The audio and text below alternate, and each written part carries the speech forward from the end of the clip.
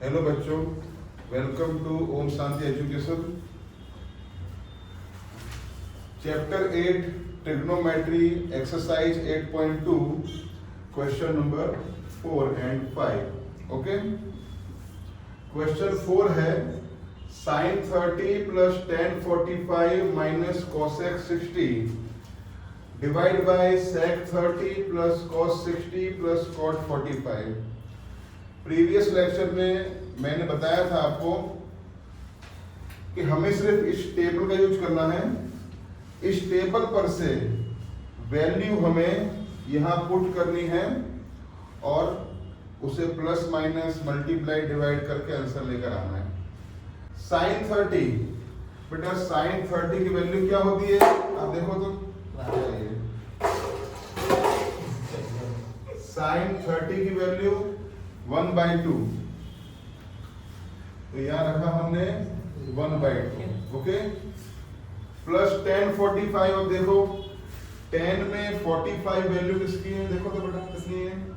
1 है, यहाँ 1 रखा, ठीक है। माइनस cosec 60, cosec 60 कितना है बेटा? 2/√3। तो 2/√3 पुट किया, डिवाइड बाय sec 30। sec में 30 एंगल 2/√3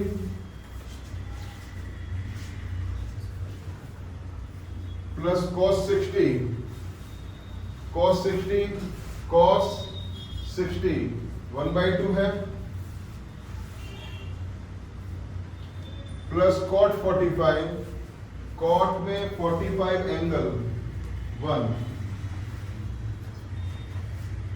देखो सारा कुछ हमने इस टेबल पर से ही वैल्यू पुट की है। मतलब आप जान गए होंगे कि ये टेबल कितना यूजफुल है।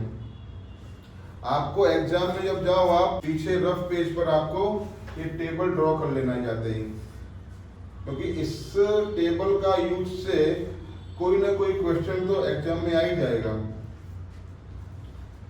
अब 1/2 प्लस 1 माइनस 2/√3 सॉल्व करते हैं।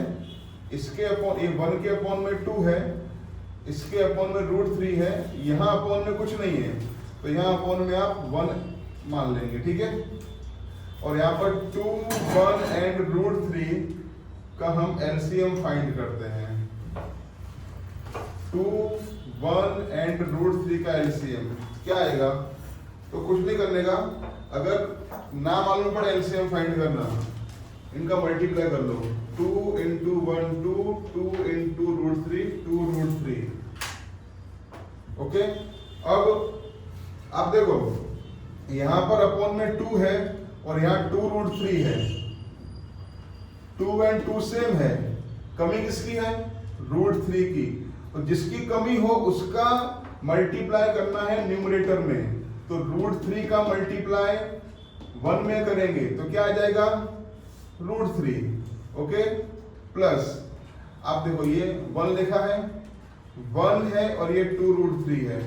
1 में कितना मल्टीप्लाई किया जाए कि 2√3 आ जाए? क्या आएगा? 2√3 आएगा ना। तो 2√3 का मल्टीप्लाई ऊपर 1 में कर दो तो आ जाएगा ये 2√3 माइनस, यहाँ पर √3 और 2√3 है। √3 सेम है, कमी किसकी है?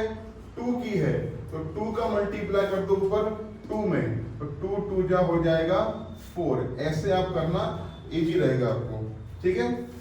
फिर ये अपॉन लिखो यहाँ पूरा, जैसे हमने ऊपर किया ना वैसे नीचे करते हैं। इसके अपॉन में √3 है, इसके अपॉन में 2 है, यहाँ अपॉन में कुछ नहीं है, तो 1 एज्यूम कर लो। एंड √3, 2 एंड 1 का एलसीएम कितना आ जाएगा बेटा? बेटा ध्यान दो, √3, 2 एंड 1 का एलसीएम कितना आ जाएगा बेटा? यहाँ पे 2√3 आ जाएगा, ठीक है। अब वही करते हैं, ये √3 है, ये 2√3 है यहाँ पर एलसीएम। तो √3 में क्या मल्टीप्लाई करूं कि 2√3 आ जाए? मतलब √3 सेम है, कमी 2 की है, 2 का मल्टीप्लाई कर दो ऊपर, तो 2 × 2 हो जाएगा यहाँ 4। फिर ये प्लस का प्लस, ये 2 है, ये 2√3 है, 2 और 2 सेम है, कमी किसकी है? √3 की है। तो √3 का मल्टीप्लाई ऊपर 1 में कर दो, तो √3 × 1 कितना हो जाएगा?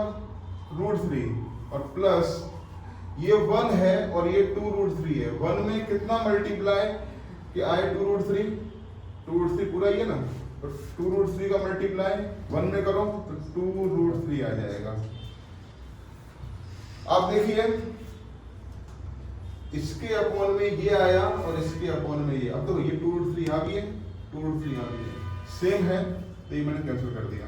ठीक है, अब √3 + 2√3 कितना हो जाएगा? 3√3। कैसे? ये √3 को आप 1√3 मान सकते हो, तो 1√3 + 2√3 मीन्स 1x + 2x, 3x ना। ऐसे ही 1√3 + 2√3 कितना होगा? 3√3।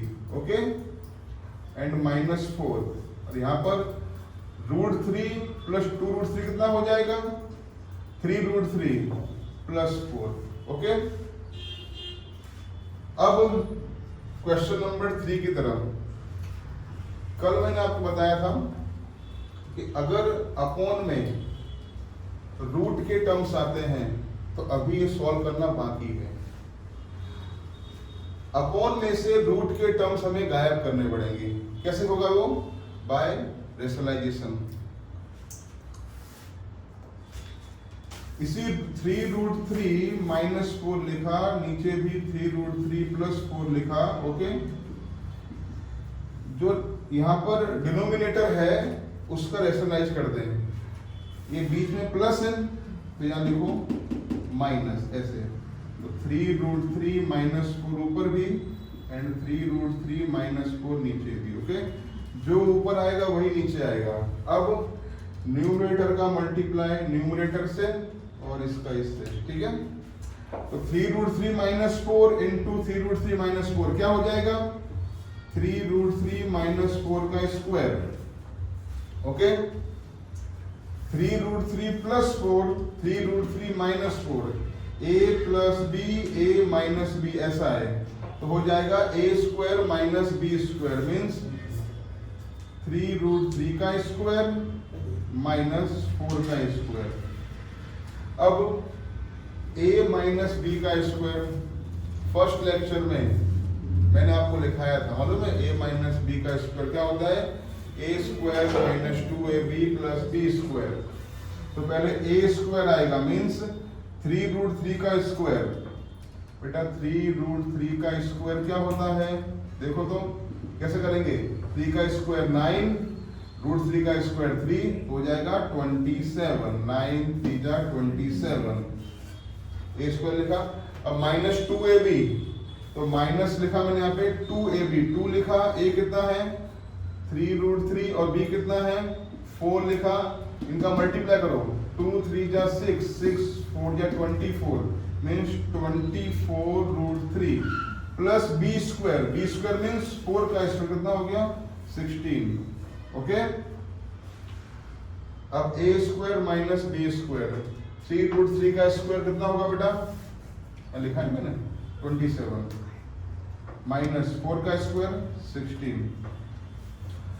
अब 27 - 24√3 + 16, इनमें लाइक टर्म्स ही है 27 और +16। इसका इससे कुछ नहीं होगा, ये अनलाइक टर्म है। तो 27 प्लस करेंगे 16 कितना हो जाएगा? 43 आएगा ना, एंड -24√3 डिवाइड बाय एंड 27 - 16 कितना आ जाएगा? 11। बस this is our answer. Okay, question number 5 देखो।